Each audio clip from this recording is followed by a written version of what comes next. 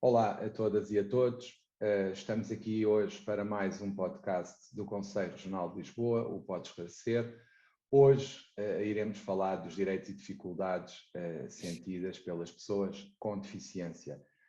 Este é para nós o primeiro passo numa direção de, no fundo, tentar ajudar nesta problemática e nestas dificuldades que as pessoas com deficiência sentem. É mais uma das causas sociais que o Conselho Regional pretende abraçar, depois da violência doméstica, depois do maior acompanhado, depois dos direitos das crianças, menores, etc., e outras temáticas sociais que temos vindo a abraçar nas nossas conferências, nos nossos podcasts e noutras iniciativas. Hoje iniciamos aqui, e é para mim um orgulho dizer que o Conselho Regional se preocupa com causas sociais e, em especial, com os direitos e as dificuldades das pessoas com deficiência.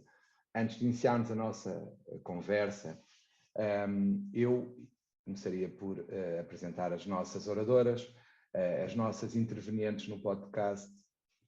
Começaria por ordem alfabética pela doutora Ana Vanessa, que é psicóloga, que não terá imagem, uma vez que foi submetida a uma cirurgia e, de facto, é desconfortável para ela essa visualização.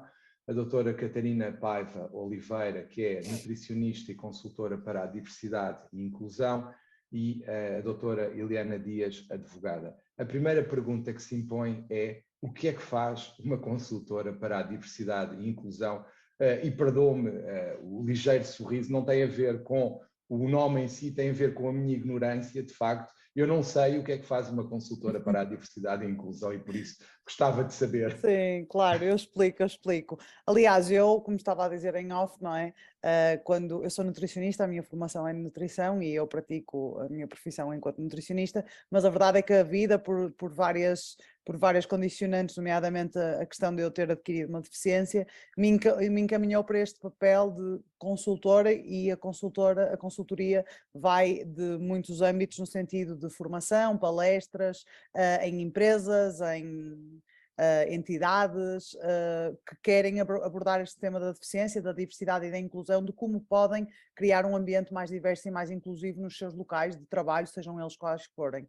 E então, com as minhas palestras, os meus workshops, as minhas formações, vou dando essa consultoria, digamos assim, e na altura, ou seja, isto foi para me definir enquanto profissional e formadora, palestrante, oradora, é tudo muito vasto e, portanto, a consultora foi assim a palavra mais unânime, digamos assim. Portanto, não é nada muito complexo, é só isto. Ok, muito obrigado, muito obrigado. Eu queria também dizer que o Conselho Regional de Lisboa, no corrente ano, assinou com a Secretaria de Estado para a Igualdade um protocolo integrado no Plano Nacional para a Eliminação da Discriminação, em que naturalmente se pretende combater toda e qualquer discriminação, seja de que origem e que causa esteja incluída. Naturalmente, ao fazermos este podcast, estamos a cumprir também aí as obrigações que assumimos nesse protocolo e que, de facto, também, mais uma vez, é um orgulho para o Conselho Regional ter sido parte nesse protocolo. Depois, dizer que o pontapé de saída, naturalmente, é um pontapé de saída porque mais coisas serão feitas. Para já está prevista uma conferência em que as pessoas que me acompanham hoje também estarão presentes, espero eu, e gostaria de contar com elas, que será, também espero eu, realizada em janeiro, sendo que com estas mudanças nos órgãos da Ordem dos Advogados poderá haver um ou outro ajustamento por causa das diversas tomadas de posse, mas isso, a promessa isto é só o princípio, não é seguramente o fim de nada. A primeira grande questão que se coloca é: o que é que, no fundo, será uma pessoa deficiente? Eu pegaria aqui na Declaração dos Direitos das Pessoas Deficientes e ela refere que a expressão pessoa deficiente designa qualquer pessoa incapaz de satisfazer por si própria, no todo ou em parte, as necessidades de uma vida normal, individual e ou social, em resultado de deficiência congénita ou não, nas suas faculdades físicas ou mentais. E aqui também gostaria de salientar alguém que eu muito admiro em termos de pensamento, que é o Papa Francisco, que numa audiência do dia 12 de dezembro disse: geralmente associamos com a deficiência a ideia de necessidade de assistência e às vezes, graças a Deus cada vez menos, de uma certa comiseração. Não, o Papa não vos olha assim, a Igreja não vos olha assim. O ponto de vista dos cristãos sobre a deficiência não é mais e não deve mais ser a comiseração e o assistencialismo, mas a consciência de que a fragilidade, assumida com responsabilidade e solidariedade, é um recurso para todo o corpo social e para a comunidade eclesial.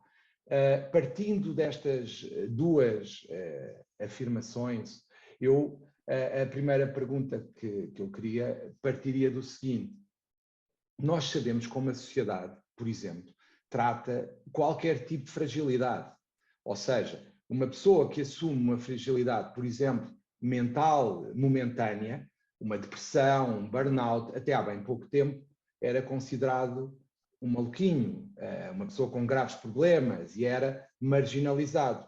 Felizmente, ou infelizmente, não sei, ainda não percebi bem, essa ideia transformou-se muito com a pandemia, que cada vez mais as pessoas tiveram consciência que a saúde mental é um problema social. E partindo desta noção que nós temos que a tendência de apontar o dedo para quem apresenta fragilidades e tem a coragem, muitas das vezes, de as reconhecer, eu reconheço uma fragilidade minha, que é: eu tenho dificuldade, quer na terminologia, quer no trato com as pessoas com deficiência. Eu, por exemplo, se ouvir uma pessoa, e aqui vamos àquela história de chamar cego ou invisual, que também já nos explicaram que se deve dizer cega, pelo menos foi o que me disseram, e parte do princípio que quem me disse sabia o que dizia, eu não sei o que fazer, por exemplo. E eu queria perguntar-vos, no vosso dia-a-dia, vocês sentem ou não essa dificuldade?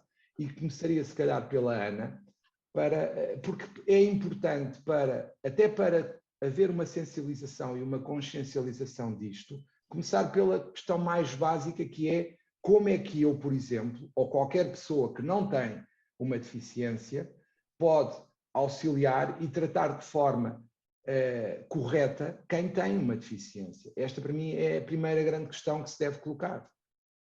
Ana, se puder então ajudar-nos do seu ponto de vista, o que é que acha sobre isto? Assim, agora ouvi-lo falar, a primeira questão que me estava no pensamento, isto eu vou falar em relação a mim, eu não gosto de que seja dito pessoa deficiente, mas sim pessoa com deficiência.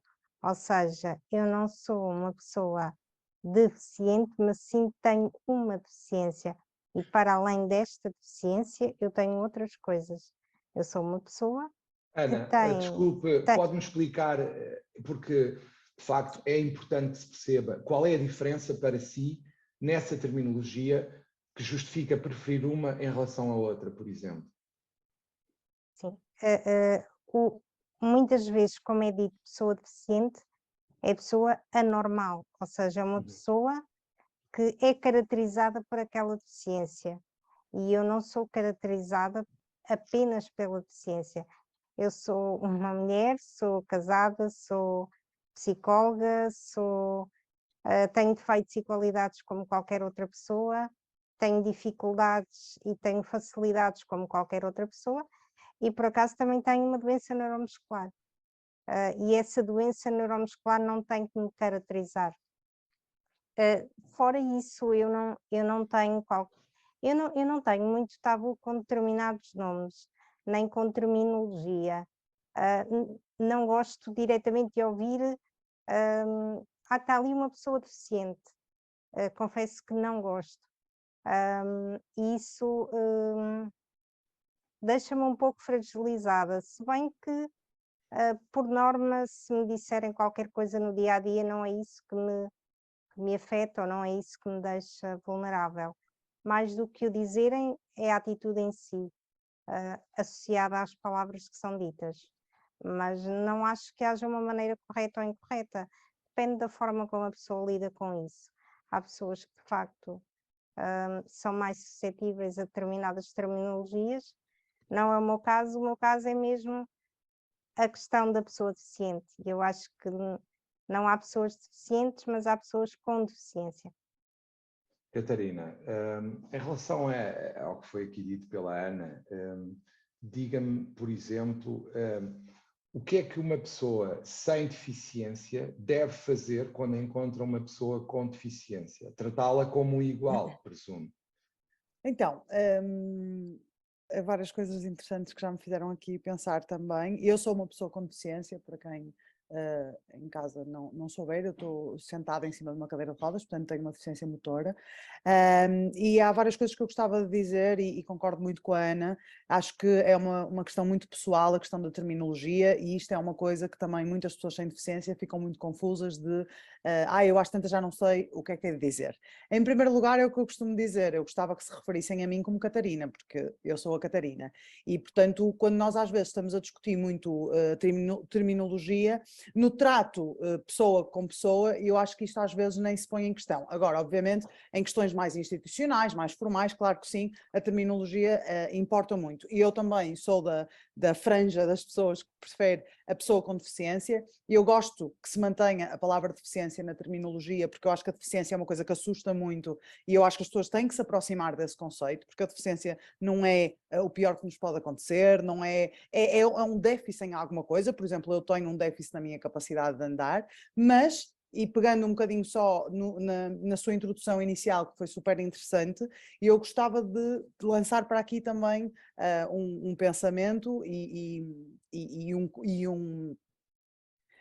um conteúdo no sentido de falarmos aqui, porque o que se falou muito no início é daqui da distinção entre o modelo médico e o modelo social da deficiência, ou seja, nós focamos muito, a pessoa é que tem a deficiência, e nós focamos de que a pessoa não consegue viver uma vida plena e normal, como se dizia nessa definição, por causa da sua deficiência. E isto não é verdade. Ou seja, eu tenho uma incapacidade, um déficit na minha capacidade de andar, mas a sociedade é que me impõe barreiras que me impede de ser perfeitamente funcional no dia a dia. Claro que se me pedirem para subir aos Himalaias sozinha, eu não vou conseguir, mas no meu dia a dia, se a sociedade eliminar a quantidade de barreiras que me impõe, eu consigo ser funcional de forma equitativa.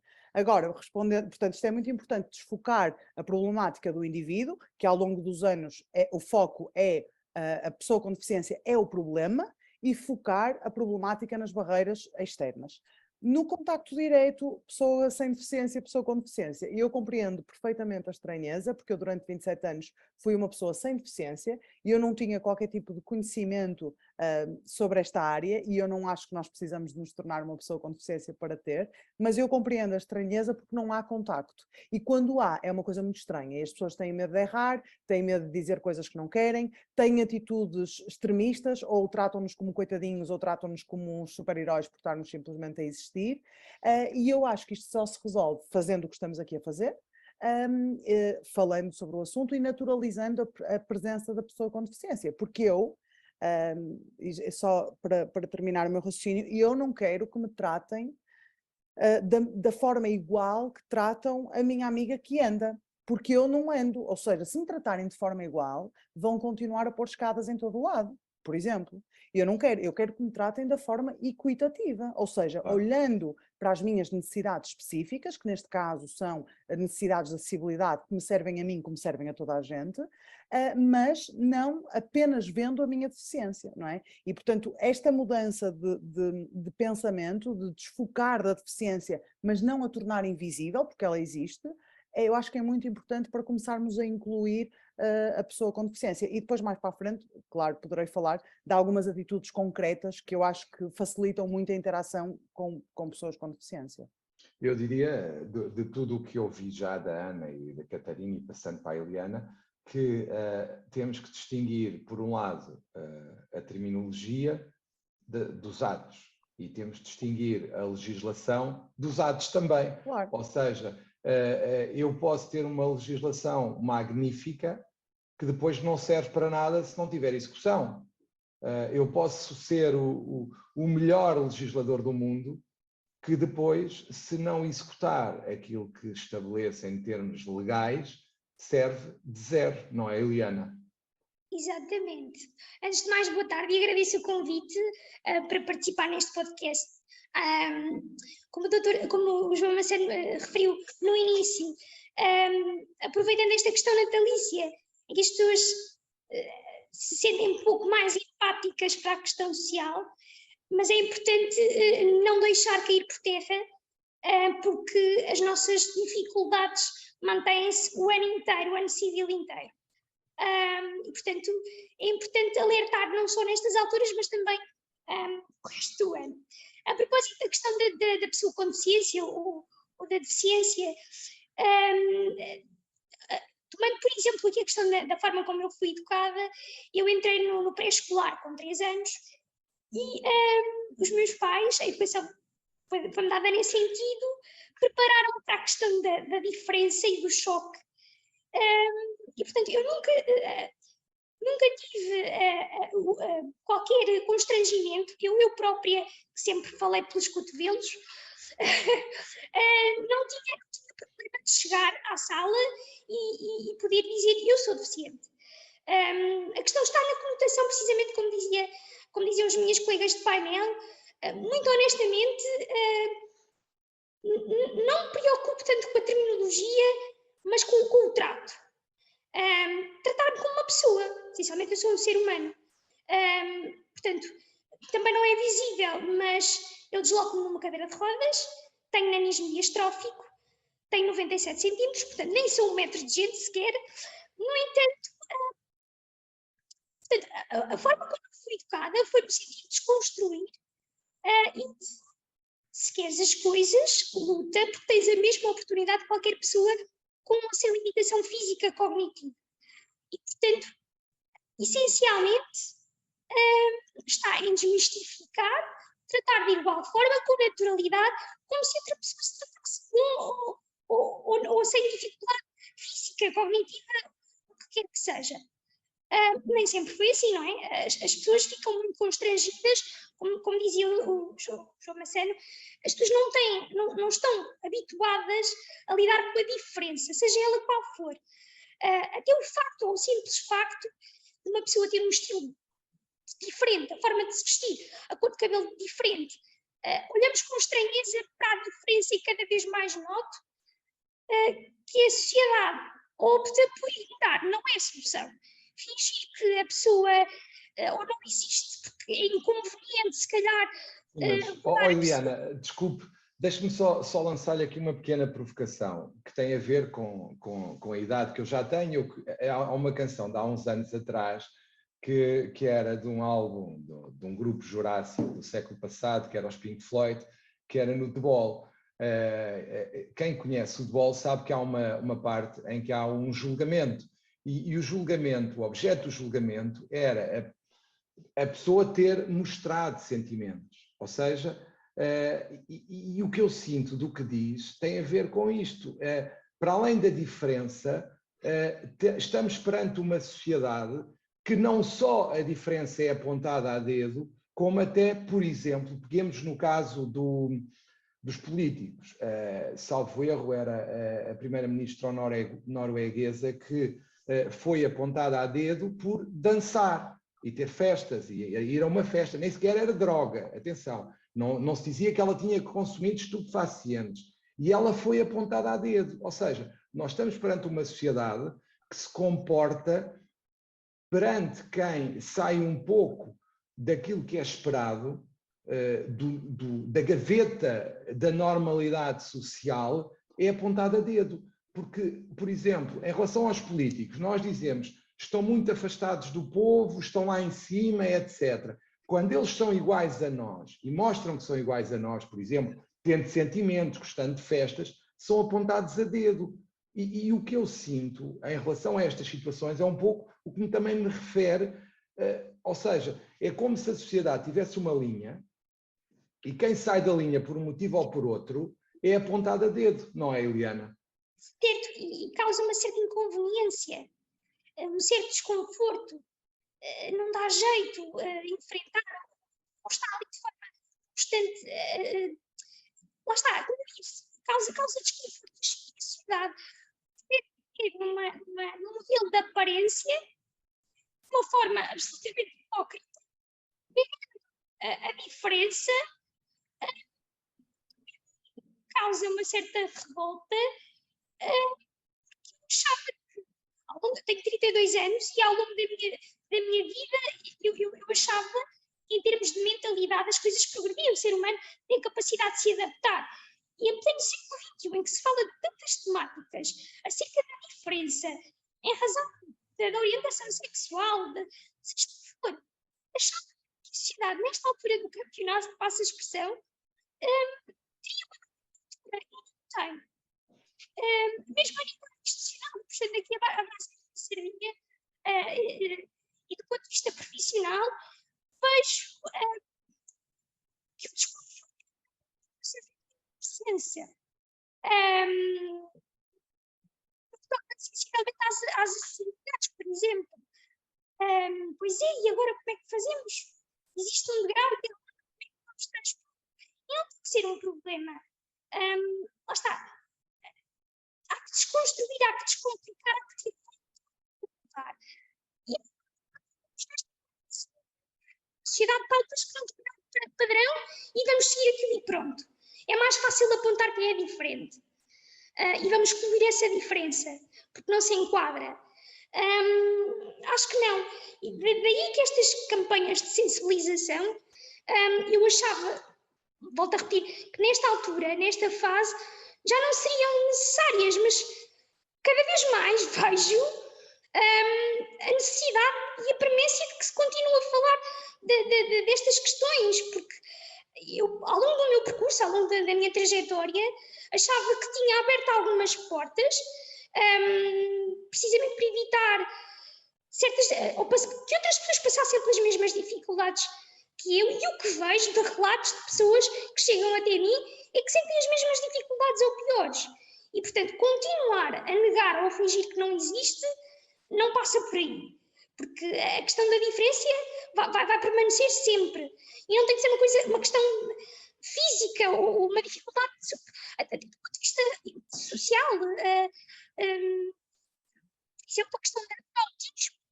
Pessoas capacitadas que devem ser inseridas na sociedade também e que são importantes para contribuir para a construção de uma mentalidade mais aberta.